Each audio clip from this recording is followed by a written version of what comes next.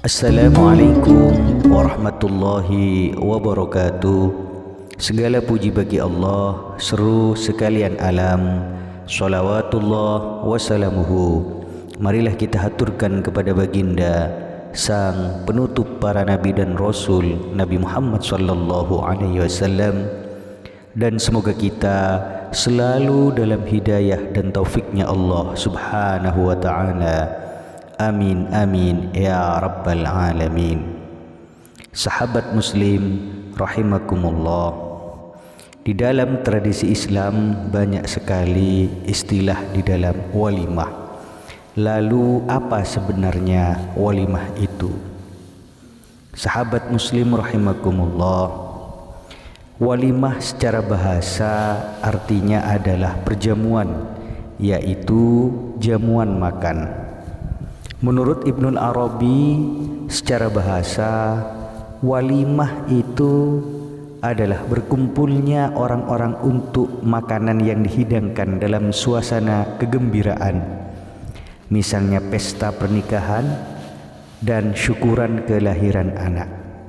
Jadi secara definitif, walimah adalah sebuah nama bagi setiap undangan atau makanan yang dihidangkan karena mendapatkan kegembiraan atau lainnya. Jadi kegiatan makan-makan dengan mengundang adalah walimah, yang intinya adalah sedekah makanan.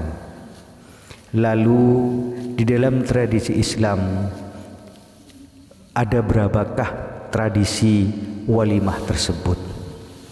Syekh Zainuddin bin Abdul Aziz Al-Malibari di dalam kitabnya I'anatut Talibin bahwasanya walimah itu setidaknya ada 10 jenis.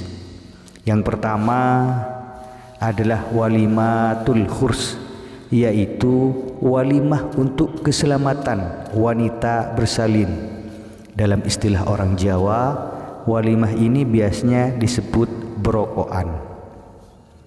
Yang kedua adalah walimatul aqiqah, yaitu selamatan untuk anak di hari ketujuh. Untuk anak laki-laki biasanya disunnatkan 2 kambing, sedangkan perempuan 1 kambing, dan tidak disyaratkan harus kambing laki-laki. Kemudian yang ketiga adalah walimatul khitan atau walimatul izar, atau disebut pula walimah sunatan. Menurut Imam Al-Azra'i, kesunatan menggelar walimatul khitan ini hanyalah untuk khitan anak laki-laki, tidak untuk anak perempuan. Akan tetapi menurut pendapat Al-Aujah atau yang paling kuat pendapatnya, walimah khitan juga sunnah saat mengkhitan anak perempuan. Yang keempat adalah walimatul milak, yaitu resepsi untuk akad nikah. Dalam tradisi Indonesia ada salah kaprah dengan menyebut walimah ini dengan sebutan walimatul urs. Padahal yang dimaksud dengan walimatul urs adalah walimah setelah kedua mempelai telah melakukan hubungan suami istri, hubungan intim suami istri. Yang kelima adalah walimatul urs, yaitu walimah setelah 2 mempelai melakukan hubungan intim, hubungan badan suami istri setelah pernikahan. Hukum walimah ini sunnah muakkad dan dikerjakan oleh Rasulullah dan sesuai dengan anjuran beliau. Yang keenam adalah walimatul hizak, yaitu walimah untuk kecerdikan orang yang hafal Al-Quran atau kitab agama lainnya.